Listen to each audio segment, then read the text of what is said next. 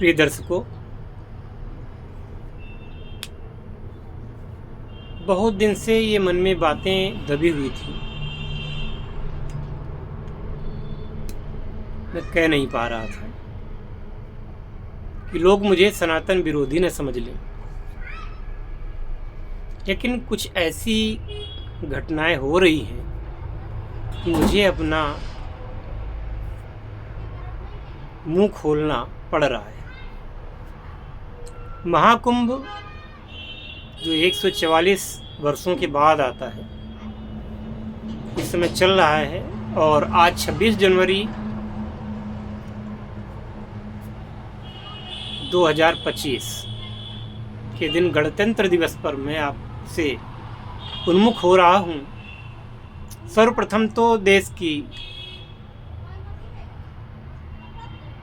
जो आज की स्थिति है उस पर भी विचार करूँगा। सर्वप्रथम आपको भारतीय गणतंत्र की हार्दिक शुभकामनाएं देता हूँ। हमारा भारत उन्नतिशील रहे, विकसित भारत बने, विश्व गुरु तो बने ही, विश्व का सिरमौर बने। भारत प्रथम। इस विश्व में सर्वप्रथम धर्म, संस्कृति, संस्कार भारत में आए।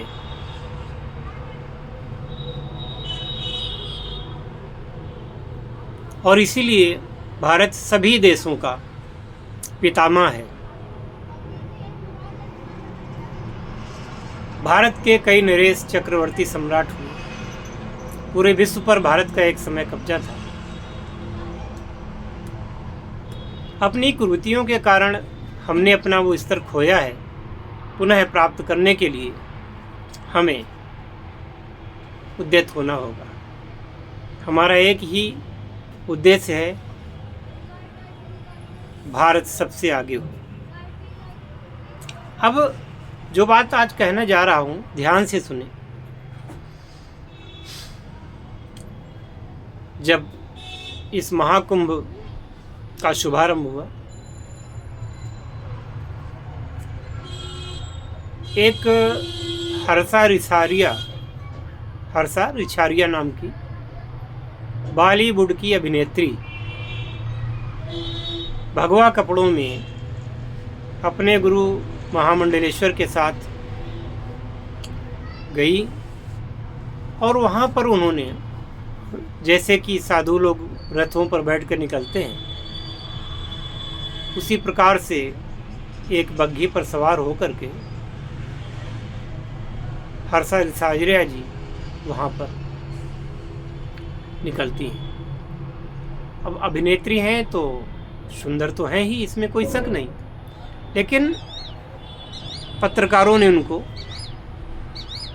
इतना बढ़ा चढ़ा करके साध्वी, सबसे सुंदर साध्वी, विश्व सुंदरी इत्यादि नामों से अभिहित करके फिर जब जहाँ अच्छाई होती है तो कुछ न कुछ बुराई भी होती है। लोगों ने ट्रोल भी किया कुछ। अंत में रो करके वो कुंभ मेला को छोड़ने के लिए तैयार हो गई। उनके वीडियो मैंने देखे हैं। उन्होंने बड़े ही दुखी मन से कहा कि जब एक कमरे में ही बंद होके रहना है तो फिर कुंभ में रहने का क्या मतलब। इसी प्रकार से एक और लड़की जो कि मध्य प्रदेश से आई थी, मोनालिसा नाम से, वो भी वायरल हो गई। उसके साथ भी कंट्रोवर्सी जुड़ गई और उसको भी कुंभ मेला बीच में ही छोड़ करके वापस घर जाना पड़ा। फिर हम सुनते हैं कि एक आईआईटी बाबा आए, आईआईटी बॉम्बे से, जिनका असली नाम अभय सिंह है। अब किसी के बारे में क्या कहना, वो बाबा हैं कि नहीं हैं, कितना सनातन का उनको ज्ञान है, लेकिन वायरल बाबा तो हैं ही, वायरल हो गए।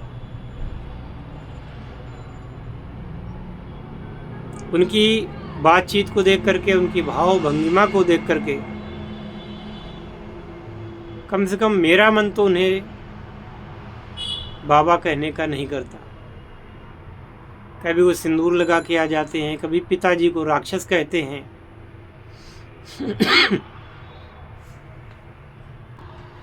कभी अपने आप को वो शिव कहने लगते हैं और पार्वती को पाने की बात करने लगते हैं।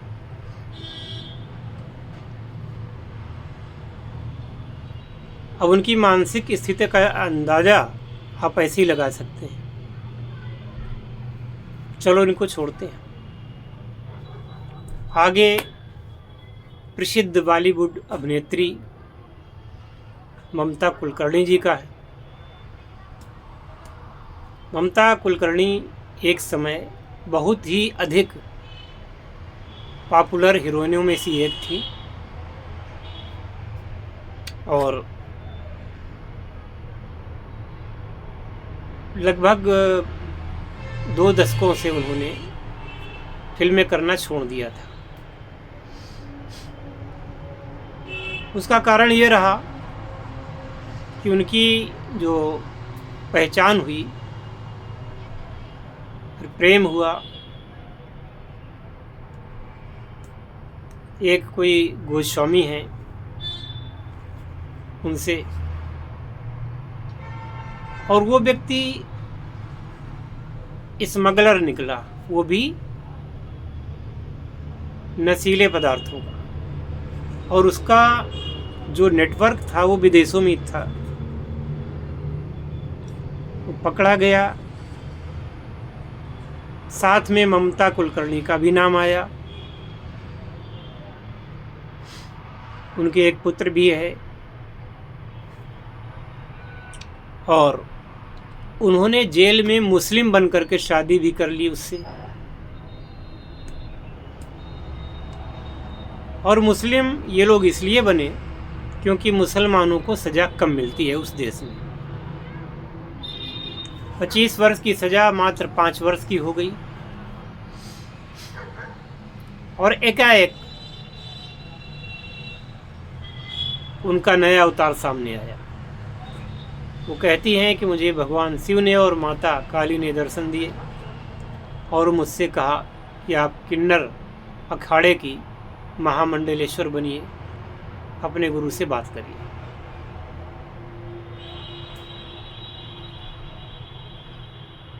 इसके बाद उन्होंने स्नान किया और जीते जी अपने पूरे परिवार का और अपना भी पिंडदान किया, जैसा कि सन्यास के पहले हर सन्यासी के साथ होता है। हर गृहस्थ जो सन्यासी बनना चाहता है उसे अपना और अपने परिजनों का पिंडदान करना पड़ता है। यह प्रक्रिया अपने आप में बड़ी ही दुखदायी होती है। किसी जिंदा व्यक्ति का पिंडदान करना अपने आप में एक अपराध से कम नहीं है। आप ही सोचिए, किसी राजनेता के अगर आप पुतले को फूंकते हैं, राजनेता को तो आपने आग नहीं लगाई, आपने राजनेता को तो नहीं मारा, पर राजनेता का पुतला फूंकते हैं तो आपको दंड मिलता है, गिरफ्तारी होती है। और ये सनातन धर्म में कैसी कुप्रथा है जिसके फलस्वरूप अपने जीवित परिजनों का पिंडदान और खुद अपना पिंडदान करवाया जाता है।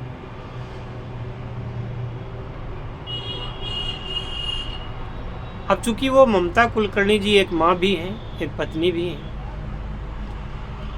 अब उनका पति ही कुसंगति में पड़ गया और ये विवाह उन्होंने जानबूझ करके किया। विवाह के पहले उनको पता था कि मेरा जो ये प्रेमी है जिससे मैं शादी करने जा रही हूँ, यह एक गलत आदमी है, फिर भी उन्होंने शादी की। शादी करने के बाद में वो भी मुस्लिम बन करके शादी की। अब यह है कि बच्चे को छोड़ करके वो महामंडलेश्वर बन गई, सभी का पिंडदान कर दिया। हमारे शास्त्र कहते हैं कि कुपुत्रो जायेत क्वचिदपि कुमाता न भवति। यानी कि कुपुत्र तो हो सकता है, कुमाता नहीं होती। तो उस बच्चे की पढ़ाई लिखाई, उसको बड़ा बनाना, उसको अच्छे संस्कार देना, ये कर्तव्य था ममता कुलकर्णी की। और वो वहाँ महामंडलेश्वर बनने चली। अब तो बन भी गई है।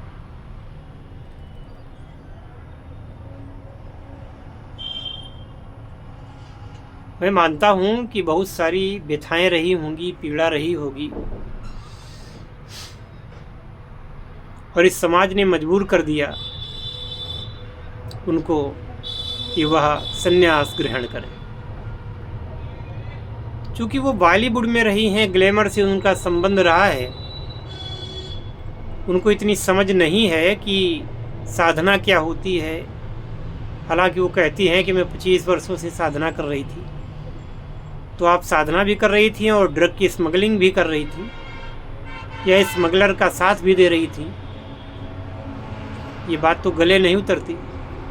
चलो मान लिया कि आप साधना कर रही थी, आप स्त्री हैं, आपके पुत्र भी है, आपके पति भी है, और आपने उनका पिंडदान कर दिया। पिंडदान एक बहुत ही बुरी प्रक्रिया कही जाती है। मृत्यु के पश्चात उस आत्मा को पिंडदान दिया जाता है। पता नहीं हमारे मनीषी, हमारे जो पूर्वज हैं, जिन्होंने ये प्रथा बनाई होगी कि अपनों का पिंडदान करो जीते जी। ये इसमें कोई आप ये न सोचें कि मैं सनातन धर्म का विरोधी हूँ। सनातन को मैं सबसे अच्छा मानता हूँ, परंतु प्रथाओं पर कुठाराघात करना ही चाहिए। अब महामंडलेश्वर का जब पट्टाभिषेक हो रहा था, उस समय वो खूब रोई, बहुत पीड़ा मन में हुई, लेकिन मजबूरियों के कारण उन्होंने वो पद ग्रहण किया। इसमें जीवन की पूर्णता नहीं है, इसमें जीवन का ह्रास है। एक अच्छी खासी स्त्री किन्नर समाज में जाकर के सम्मिलित होती है, वहाँ की महामंडलेश्वर बनती है, और किन्नरों ने उनको स्वीकार भी कर लिया, किन्नरों की महामंडलेश्वर भी बना दिया। यानी उन्होंने ये मान लिया कि ये ममता कुलकर्णी जी ये किन्नर हैं। खैर, अब उनकी तो वो जाने, और मैं ये जरूर कहूँगा कि संसार में चाहे सन्यासी हो, चाहे ब्रह्मचारी हो, या कोई भी हो, ये सामान्य जनों से पैदा होते हैं। और जबकि किसी के हृदय में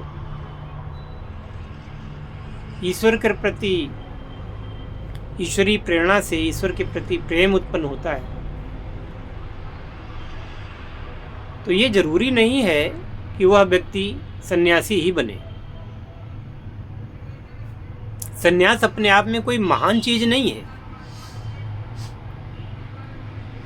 बहुत ज्यादा महानता का द्योतक नहीं है सन्यास। अब जो कोई समझता हो तो समझता रहे, पर किसी भी तरीके से यह इसका महिमा मंडल ठीक नहीं। भारत सरकार ने कानून बनाया 3 तलाक खत्म करने के लिए। भारत सरकार ने कानून बनाया हलाला की प्रथा को खत्म करने के लिए। तो भारत सरकार से मेरी अपेक्षा यही है कि जीते जी किसी का पिंडदान करना, श्राद्ध करना, इसको भी अपराध की श्रेणी में ला करके इसे बंद कराने की कृपा करें, वरना ये पाप हमेशा होता रहेगा। जब भगवत्पाद आदि शंकराचार्य जी ने संन्यास ग्रहण करने की इच्छा जताई, तो उनकी माँ ने ये कहा कि बेटा जब मैं मरूं, मैं तुम्हें संन्यास के लिए जाने दूंगी, पर जब मैं मरूं तो मेरा दाह संस्कार और मेरी जो भी क्रियाएं हैं वो तुम्हें करनी होंगी। भगवत्पाद शंकराचार्य जी ने इसको स्वीकार किया। और जब उनकी माताजी का निधन हुआ तो सन्यास की परंपरा से परे हट करके भगवत्पाद आदि शंकराचार्य जी ने अपनी माता का दाह संस्कार भी किया और उनकी सारी क्रियाएं भी उन्होंने स्वयं की। इससे संत समाज बहुत ही आक्रोशित हो गया, उनके खिलाफ चला गया और उन्होंने कहा कि मैंने जो अपनी माँ को वचन दिया है मैं उसको हर हाल में पूरा करूँगा। तो ये संत जो ऐसा करते हैं, क्या वो आदि शंकराचार्य जी से ज़्यादा होशियार हैं, ज़्यादा उनसे महान हैं? आदि शंकराचार्य जी को तो भगवान शिव का साक्षात स्वरूप मानते हैं। अभी आज के वर्तमान युग में बाबा रामदेव जी हैं।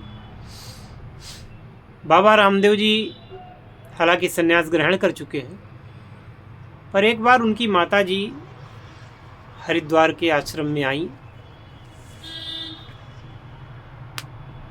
तो वो माता के चरणों में लौट गए। माता का पूरा सत्कार किया, सम्मान किया और न केवल माता का किया बल्कि कई जगहों पर तो उन्होंने उस समाज की महिलाओं के भी पैर छुए, पैर धोए जिन्हें आप दलित जाति में और स्वच्छकार जाति में मानते हैं, अछूत मानते हैं। हमारे माननीय प्रधानमंत्री जी महोदय श्री नरेंद्र मोदी जी ने भी उस समाज की महिलाओं के पैर धोए हैं, उस समाज के लोगों के पैर धोए हैं। मैं उनसे अपेक्षा करता हूं कि इस प्रकार से जो ये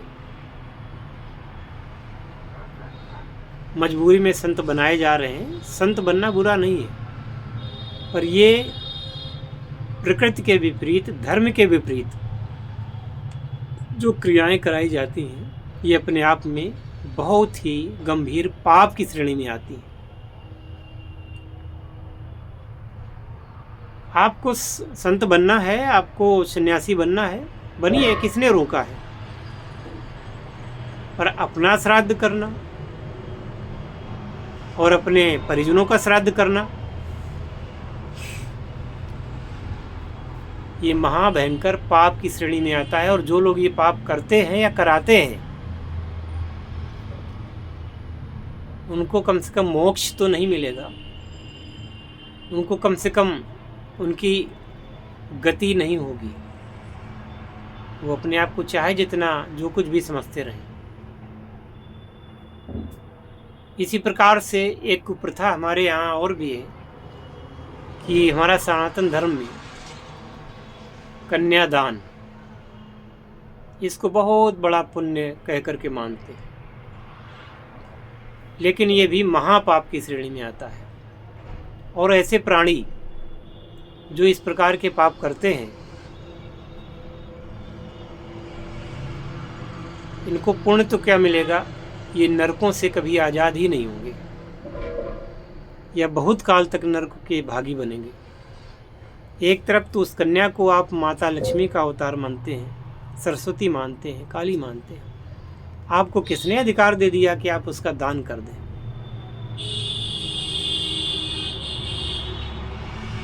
पर यह भी कुरीति हमारे भारतीय समाज में है।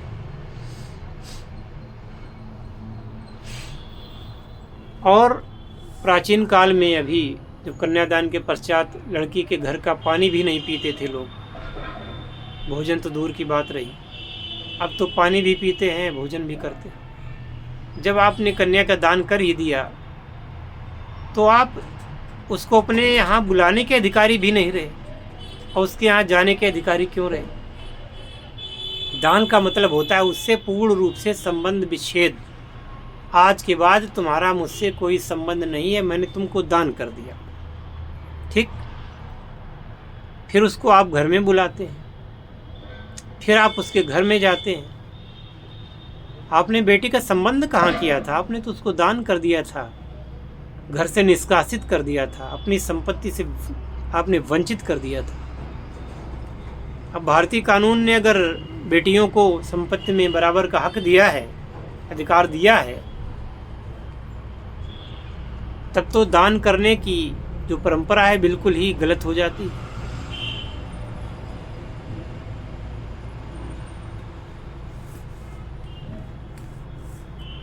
सोचना चाहिए। आपको कोई अधिकार नहीं बनता किसी कन्या का दान करने के लिए। आपका कोई अधिकार नहीं बनता अपने ही परिजनों का और अपना श्राद्ध करने के लिए, पिंड दान करने के लिए। ये पाप है, पाप है और पाप है। अब बात ये है कि मेरा ये जो वीडियो है पता नहीं किसी के पास जाएगा कि नहीं जाएगा, कितने लोग देखेंगे। रीच कम है वीडियो की, चैनल को बहुत कम लोग देखते हैं, लेकिन जो लोग भी देखें सोचें और इन कुरीतियों से अपने आप को दूर करें। आशा है मेरी बात को आप समझे होंगे और बताएं ज़रूर कि क्या आप मेरी बात से सहमत हैं या नहीं। जय शिव शंकर, जय भोलेनाथ, हर हर महादेव।